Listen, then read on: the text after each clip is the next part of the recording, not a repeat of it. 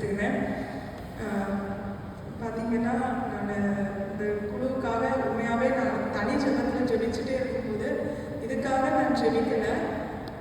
ஜெபிச்சுட்டு இருக்கும்போது ஆண்டவர் வந்து ஒரு வார்த்தையை கொடுத்தாங்க. அதுக்கப்புறம் தான் யோசிக்கிறேன், இந்த மீட்டிங்காக நம்ம இந்த வார்த்தையை எடுக்கலாம் அப்படின்னு. அப்போ தான் யோசித்தேன், இந்த ஒரு கொஞ்சம் பேராக இருந்தாலும் தேவன் வந்து இதில் வந்து பிரியப்படுகிறாரு அப்படிங்கிறத நான் வந்து உணர்ந்துக்கிட்டேன். நம்ம எடுத்து வாசிக்கலாம். சங்கீதம் 127வது அதிகாரம் 4வது வசனம் 5வது வசனம். சங்கீதம் 127 4, 5. மாளவயதின் குமாரர் பலவான் கையில் உள்ள அம்புகளுக்கு ஒப்பாயிருக்கிறார்கள். 5வது வசனம் வாசிக்கலாம். அவைகளால் தன் அம்பராத்துணியை நிரப்பின புருஷன் பாக்கியவான். அவர்கள் நாணமடையாமல் ஒளிமுக வாசலில் சத்துக்களோடு பேசுவார். ஆமென். இந்த இடத்துல சொல்லப்பட்டிருக்குன்னா, வால வயதின் குமாரர் பலவான் கையில் உள்ள அம்புகளுக்கு ஒப்பாயிருக்கிறார்கள் என்று சொல்லப்பட்டிருக்கிறது. அதாவது அம்பு, யாரை குறித்த அம்பு அப்படின்னு ஆண்டவர் சொல்றாருன்னா, வால வயதின் குமாரர், அதாவது ஒரு வாலிபர்களை குறித்து சொல்றாரு. வாலிபர்கள் எவ்விதமா இருக்கிறாங்கன்னா ஒரு அம்பு போல இருக்கிறார்கள் என்று இந்த இடத்துல சொல்லப்பட்டிருக்கிறது. ஆனா அடுத்தது பாருங்களேன், அவைகளால் தன் அம்பரா தூணியை நிரப்பின புருஷன். ஒரு புருஷனை குறித்து சொல்லப்பட்டிருக்கும். அந்த புருஷனுடைய அம்பரா துணினா அந்த ஒரு வில் வைக்க, அதாவது அந்த அம்புகளை வைக்கிற ஒரு பேக் மாதிரி. அப்போ அந்த அம்புகள் அந்த பேக்ல வந்து என்ன நிறைய இருக்கும்னா, அந்த அம்புகள் எப்படியா இருக்கும்னா நிரம்பி இருக்கும். அதுதான் அந்த இடத்துல சொல்றோம். அவைகளால் தன் அம்பரா துணியை நிரப்பின புருஷன் பாக்கியவான். அப்படி நிரப்பி இருக்கும்போது அவர்கள் நாணமடையாமல் ஒளிமுக வாசலில் யாரோட பேசுவாங்கன்னா சத்துருக்களோட பேசுவார்கள் என்று சொல்லப்படுகிறது. சத்துருக்கள் என்றால் இதனால நிறைய காரியங்கள், ஒளிமுக வாசல்ல ஒரு ஜட்ஜ், ஒரு நியாயத்தீர்ப்பு கொடுக்குற ஒரு இடம் அப்படிங்கிற மாதிரி நம்ம எடுத்துக்கிட்டோம்னா அந்த இடத்துல யாரோட பேச சத்துருக்களோட பேசுவார்கள் என்று இந்த இடத்துல சொல்லப்பட்டிருக்கு. ஒன்று இதுலேருந்து கற்றுக்கிறது, வாலிபர்கள் அம்புகளா இருக்கிறாங்க. ஒரு புருஷனுடைய கரத்துல அந்த அம்பரா துணி பேக்ல அந்த அம்பு வந்து ஃபில் ஆயிடும். அந்த புருஷர்கள் தான் யார் அப்படின்னா இந்த இடத்துல இருக்கிற யூத் லீடர்ஸ். அல்லேலூயா. இந்த இடத்துல இருக்கிற யூத் லீடர்களுடைய கரத்துல தான் யார் இருக்கிறாங்க? வாலிபர்களை தேவன் வந்து என்ன பண்ணியிருக்கிறார், கொடுத்திருக்கிறார். கர்த்தருடைய பெரிதான கிருபையினால பார்த்தீங்கன்னா என்னுடைய வாலிப வயசுல தான் ஆண்டவர் வந்து நான் வந்து பிடிச்சிருக்கேன். அப்போ எனக்கு வந்து ஃபர்ஸ்ட் ஆண்டவரோட கொடுத்த ஒரு சின்ன ஒரு ஊழியம் தான். எங்களுடைய சர்ச்சில் ஒரு சின்ன ஒரு 10-15 பேருக்கு ஒரு யூத் லீடரை வந்து என்ன பண்ணாரு ஆண்டவர். அதான் ஃபர்ஸ்ட் ஒரு ஊழியம். ஆனால் ஆண்டவர் வந்து அதை கைட் பண்ணி என்ன பண்ணாருன்னா, ஒரு வார்த்தையை கொடுத்து இது நீ செய்யணும் அப்படின்னு சொல்லி ஆண்டவர் வந்து ஒரு பாடல் மூலமா என்னோட பேசி ஆண்டவர் வந்து அந்த ஊழியத்தை கொடுத்தாங்க. அதுல இருந்து ஆண்டவர் பிடித்து இதுவரைக்கும் ஆண்டவர் வந்து கொண்டு வந்து கொண்டிருக்கணும். உண்மையாக வாலிபர்கள் மத்தியில ரொம்ப ஒரு பெரிய ஒரு பாக்கியம் ஊழியம் செய்கிறது. வாலிபர்கள் வந்து ஆண்டவர் அன்பு தான் வைத்திருக்கிறாரு. நாம் அந்த அன்பு நிறைந்த அந்த பாத்திரத்தை நாம் கையில ஏந்தி கொண்டு நம்ம இருக்கிறோம். அந்த ஏந்தி கொண்டு இருக்கிற நாம் எவ்விதமாக இருக்கணுங்கிறது சங்கீதம் 18வது அதிகாரத்துல 34வது வசனம் வாசிக்கலாம். சங்கீதம் 18:34. வெண்கல வில்லும் என் புயங்களால் வளையும்படி என் கைகளை யுத்தத்திற்கு பழக்குவிக்கிறார். இந்த இடத்துல சொல்லப்படுது வெண்கல வில்லும் என் புயங்களால் வளையும்படி. இப்ப நாம யாரா இருக்கோம்னா ஒரு அந்த அம்புகளை வைத்திருக்கிற நம்ம எப்படியா இருக்கோம்னா ஒரு வில் போல இருக்கும். அல்லேலூயா. ஒரு வில்லு எப்படி என் கையில ஒரு வில்லு இருக்குதுன்னா அந்த அம்பு வந்து அதில் மாட்டில என்ன பண்ணுறோம், நம்ம போடுறோம். அப்படிதானே? நாம எப்படியா இருக்கோம்னா ஒரு வெண்கல, அதில் சொல்லப்பட்டிருக்கிறது வெண்கல வில்லும் என் கைகளால் என் புயங்களால் வளையும்படி என்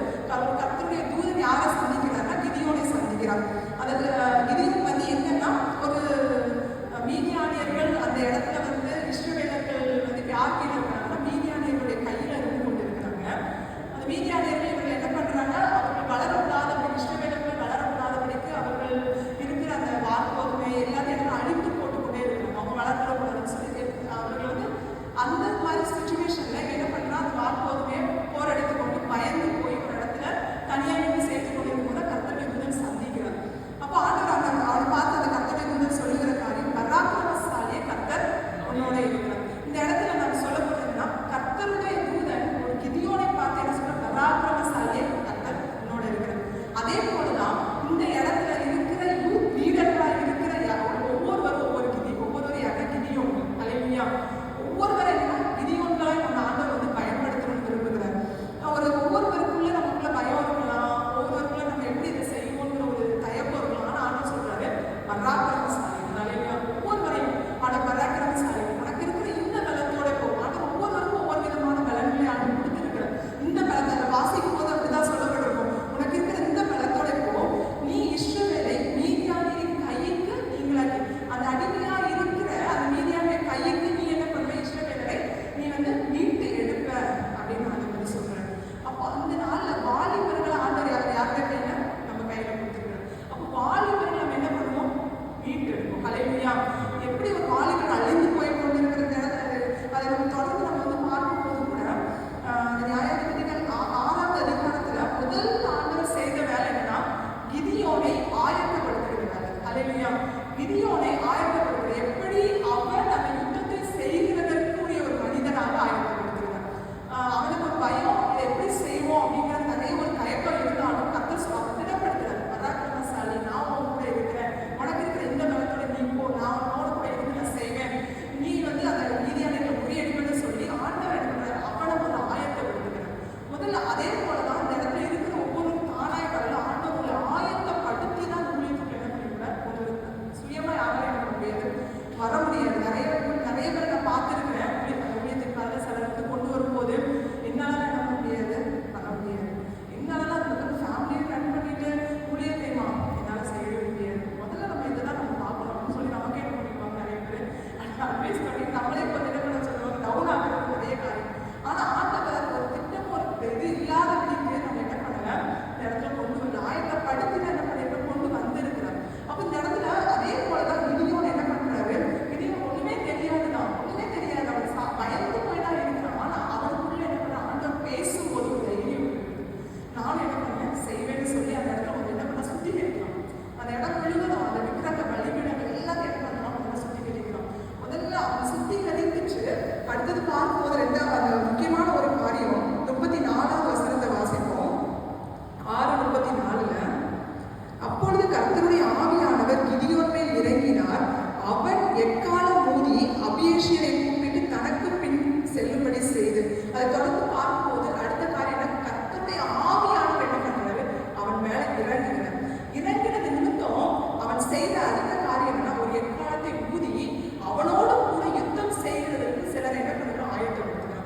முதல் ஆண்டவர் ஆயத்தப்படுத்தி அவன் சில சுத்திகரிப்புகளை செய்ததற்கு பின்னர் அவன் இருக்கும் இடங்களை அந்த பகுதிகளை சுத்திகரிப்பு செய்ததற்கு பின்னர் அவன் அடுத்ததா செய்கிறது என்னோடு கூட யுத்தம் செய்கிறதற்கான மனுஷர்களை ஆயத்தப்படுத்த எக்காலம் ஊதி ஒரு சில குரூப்ஸ் சொல்லப்படுவாங்க. அபியேஷியரை கூப்பிடுறான், அடுத்து சொல்லுவோம் மனாசே நாடுகள் ஸ்தானாதிபதிகளை அனுப்பி அவர்களை கூப்பிடுறான், அடுத்து ஆசேர் செவ்லோன் நப்தலி நாடு ஆட்களை அனுப்புறான். அவர்கள் நிறைய ஒரு குரூப் ஆஃப் பீப்புள் என்ன பண்றான், வாங்க வாங்க வாங்கன்னு சொல்லி கூப்பிடுறான். அந்த நாளே நம்ம அப்படிதான் பண்ணிட்டு இருக்கோம். எங்க யூத் மீட்டிங் வாங்க வாங்க வாங்கன்னு சொல்லி ஒரு கூட்டத்தை என்ன பண்றோம், சாதாரண கூட்டம் கிடையாது. நான் விசுவாசிக்கிறேன் கிதியோனை போலதான் நம்ம என்ன பண்ணி கொண்டிருக்கோம், செயல்படுவோம். வாங்க எப்படியாவது வாங்க உள்ள வந்துடுங்க அப்படின்னு சொல்லி. இது வந்து ஏன்னா நம்ம வாலிபர்களுக்கு தெரியல, ஆனா நமக்கு என்னோட இதுல நான் அந்த வார்த்தையை தியானிக்கும் போது ஆண்டவர் உணர்த்துற காரியம் என்னன்னா, வாலிபர்கள் ஒவ்வொரு நாளும் ஒரு யுத்தத்தை நின்று இருக்கிறாங்க.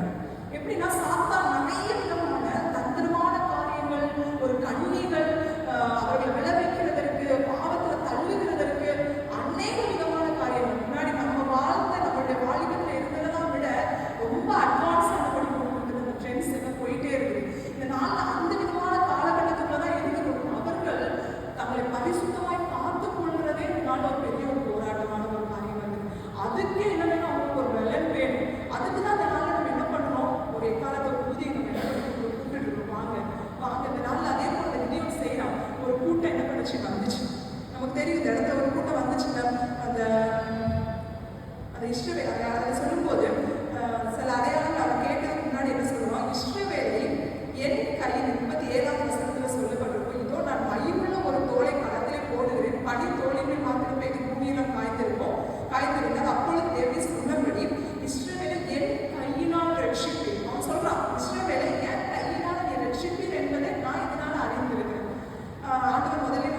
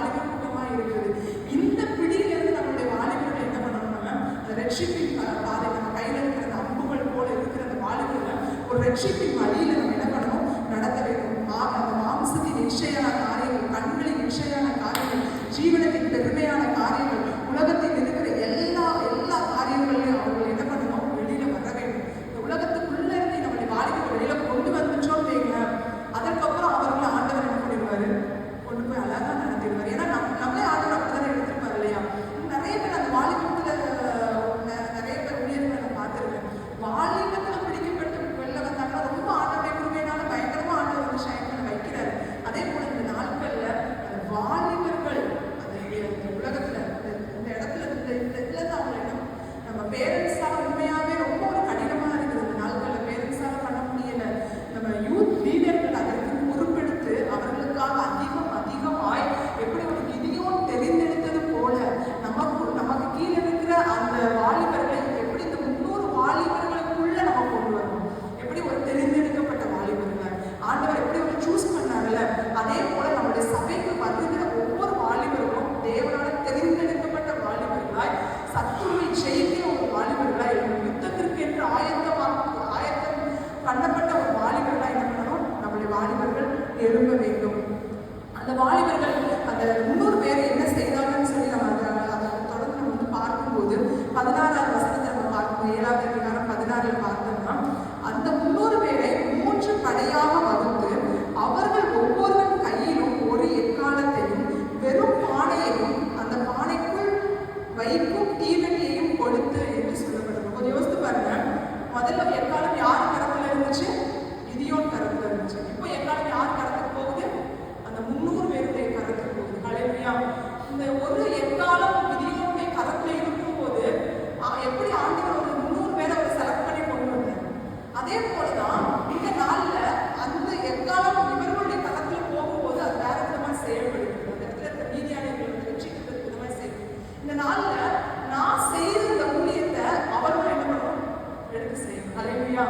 நான் எக்காலம் ஊதிட்டே இருக்கிறேன், அவர்களை கொண்டு வர எப்படியாச்சும் அதன் மூலமா ஒரு பெருங்கூட்டம் அவர்கள் இருக்கிற பகுதிகளை படிக்கிற இடமா இருக்கட்டும், வேலை செய்கிற ஸ்தலங்களா இருக்கட்டும், அந்த இடத்துல அவர்கள் அந்த எக்காலத்தை பிடிக்க வேண்டும். ஹல்லேலூயா. தேவனுடைய ராஜ்யத்தை குறித்து அவர்கள் சொல்ல வேண்டும். அந்த இடத்துல சுவிசேஷத்தை அவர்கள் கொண்டு வரும். இதற்காக நான் பிரயாசப்படணும். அதனால யூத் லீடர்ல எந்த ஒரு கிதியோன் அவனுடைய ஸ்டேஜ் நான் எக்காலம் முடிச்சுன்னு சொல்லி அவன் முன்னாடி அது கரத்தை அடுத்த எக்காலத்தை யார் கரத்தை முடிச்சான், அது 300 பேர் கரத்துல கொடுத்தான். அந்த வேலையை என்ன பண்ணதுனால நம்ம வந்து செய்ய வேண்டும். அந்த எக்காலம் மாத்திரம் இல்லை, அவன் கையில கொடுத்தது வெறும் பானையையும் அந்த பானைக்குள் வைக்கும் தீவெட்டியையும் கொடுத்து என்ன சொல்றேன்னா, நான் செய்வதை பார்த்து அப்படியே நீங்களும் செய்யுங்கள் என்று சொல்றது. ஒரு கிதியோனுடைய வேலை 300 பேருக்கு ஒரு ரோல் மாடலா இருக்குன்றான். நான் என்ன செய்யணும் அதை நீங்க செய்யுங்க. இந்த நாள்ல லீடர்களா இருக்கிற நாம எப்படி இருக்கணும்னா, அவர்களுக்கு முன்மாதிரியா இருக்கணும். நானும் எல்லா உலகத்தினுடைய பாதையில இருந்து கொண்டு, நானும் உலகத்தினுடைய பிரகாரமா இருந்து கொண்டு நானும் ஊழியத்தை செய்யறேன் அப்படின்னு ஆண்டவர் நம்ம கேட்பார். இந்த நாள்ல ஆண்டவர் அதை திட்டமும் தெளிவுமா இருக்கும். கிதியோன் எப்படி தைரியமா சொல்றேன், நான் என்ன செய்யறதோ அதை நீங்க செய்யுங்க பவுல் சொல்லுவார் இல்லையா. அதே போல நான் செய்யறதை நீங்க செய்யுங்க. அதே போல இந்த கிதியோன் அவர்கள் 300 பேரை பார்த்து சொல்றாங்க. அதே போல இந்த இடத்துல நாம் அந்த மாதிரி ஒரு சாட்சியுள்ள வாழ்க்கை வாழணும். நம்மளும் இந்த உலகத்தினுடைய பிடியிலிருந்து வெளியில வரணும். இந்த பாவத்தின் காரியங்கள் நானும் சாட்சியா இருக்கணும். நானும் அவர்களுக்கு முன்னாடி எக்காலத்தை ஊதுகிற நானும் பாவான்னு சொல்லுகிற நான் வெறுமையை சொல்லுகிறது மாத்திரம் இல்லை, என்னுடைய நடக்கையில நான் அதை வெளிப்படுத்துகிறவர்களாய் காணப்பட வேண்டும். அந்த இடத்துல சொல்லப்பட்டிருக்க போல ஒரு எக்காலம் என்பது நான் சொன்னது எல்லா இடங்களிலும் போய் அவங்க சுவிசேஷத்தை அறிவிக்கிற காரியம். 2வது வெறும் பானை என்று சொல்லப்படுது. வெறும் பானை என்றால் அந்த இடத்துல நான் சொல்லி நிறைய பேர் நிறைய விதமான காரியங்கள் சொல்லலாம். ஆனா இந்த இடத்துல எனக்கு வந்து ஆண்டவர்கள் சொல்றதுன்னா, நான் ஒரு வெறும் பானை, நான் என்ன பண்ணணும், உழைக்கணும். அல்லது நான் என்னோட சுயம், நமக்குள்ள இருக்கிற நேர்த்திகள், நமக்குள்ள இருக்கிற பெருமை எப்போ சாகுதோ அப்பவே எனக்கு சாத்தான ஒரு பெரிய ஒரு அடிதான், ஒரு சத்துரு என்ன பண்ண ஈஸியா தோற்கடிக்கலாம். அதை என்ன பண்ண செய்யலாம், எக்காலத்தை ஊதுனா அதே மாதிரி அவர்களும் என்ன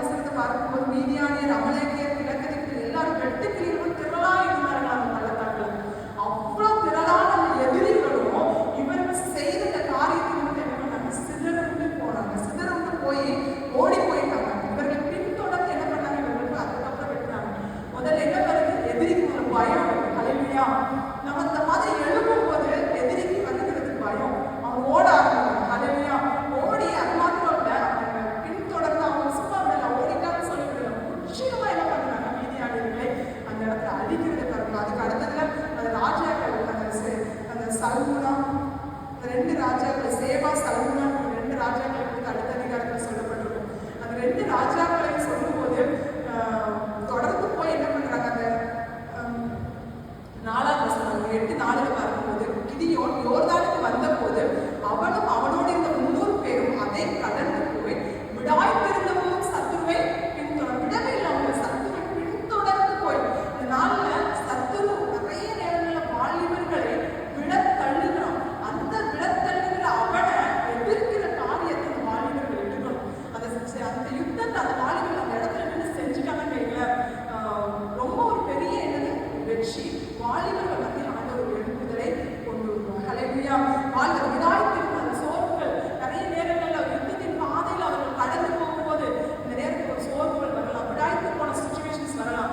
அதனால என்னால் முடியலன்னு சொல்லி பின்வாங்கி போகாதபடிக்கு இந்த கிதியோன் 300 பேரும் விடாய்த்திருந்த போது அவங்க என்ன பண்ணாங்க, சத்துருவை பின்தொடர்ந்து அந்த வேலையை என்ன பண்ண செய்யணும். என்னால் முடியாது, நான் அந்த நேரத்தில் நான் ஜபத்தில் போனேன், இந்த காரியத்துக்கு போனேன், இன்னும் எனக்கு என்ன சோர்வு தான் வருது, இன்னும் எனக்கு வீட்டில் பிரச்சனை தான் வருது, இன்னும் எனக்குள்ள போராட்டம் தான் வருது அப்படின்னு சொல்லி நம்ம என்ன பண்ணக்கூடாது, பின்வாங்கி போயிடுவோம். கர்த்தருக்காக நம்ம எடுத்த கலப்பையின் மேல கை வைத்த நாம் பின்னோக்கி பார்க்கக்கூடாது. ஹல்லேலூயா. பார்க்காதபடிக்கு முன்னோக்கி அவனை எவ்வளவு தூரம் அவனை இந்த நாளில் சங்கரிக்கணுமோ அந்த வேலையை தேவன் இந்த நாளில் வாலிபர்கள் இடத்தழுகிற சத்துருவை யூத் லீடராக இருக்கிற நாம் ஜெயிக்க வேண்டும்.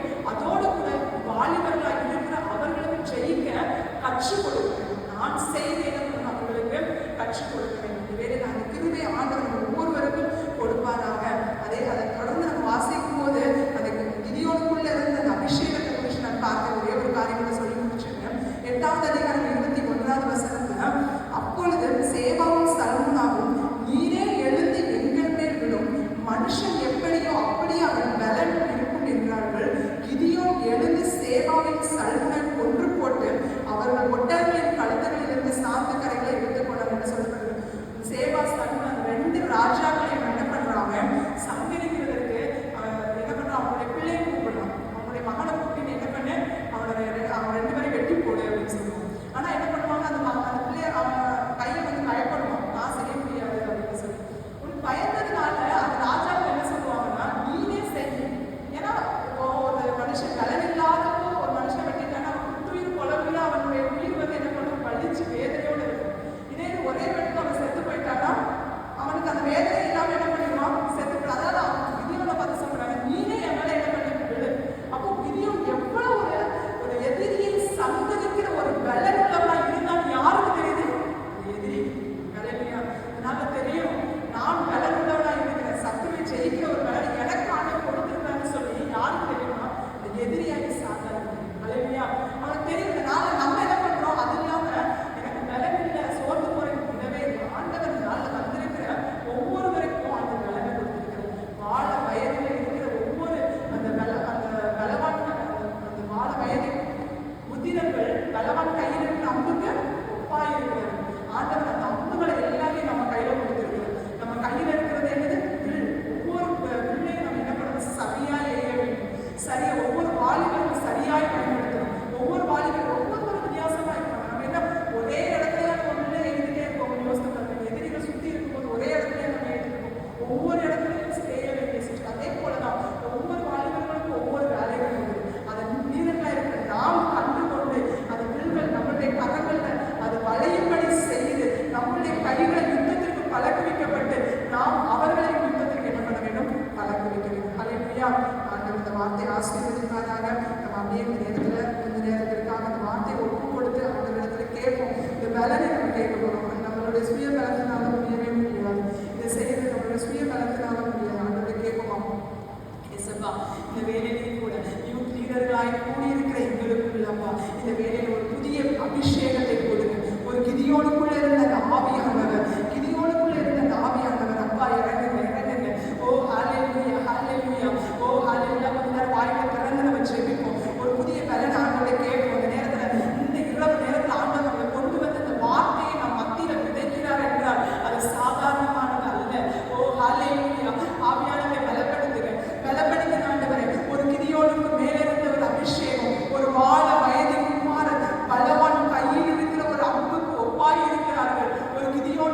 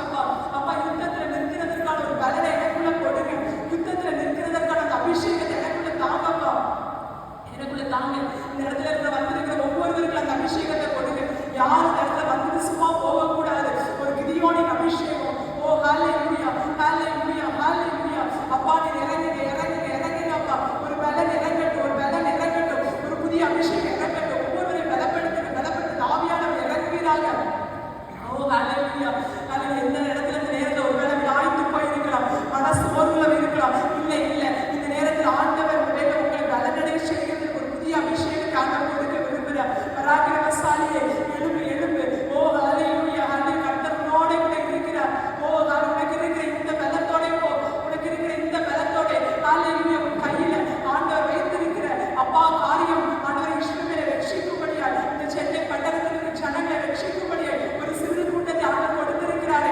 அந்த கூட்டத்திற்கு ஒரு சாட்சியாய், ஒரு கிருபையாய் இந்த வேலையை எழுப்பத்தக்க ஒரு புதிய பலனை கொடுங்க ஆண்டவரே. இறங்குங்கப்பா, இறங்குங்கப்பா. அந்த அபிஷேகத்தை கொடுங்க, அந்த புதிய பலனை கொடுங்க. ஒவ்வொருவருக்கும் வாஞ்சையோடு இடத்துல யாரெல்லாம் கேட்கிறாங்களோ அவர் ஒவ்வொருவருக்கும் அந்த அபிஷேகத்தை கொடுக்கும்படியாய் ஜெபிக்கிறப்பா. அந்த ஒவ்வொருவருக்கும் கொடுங்க.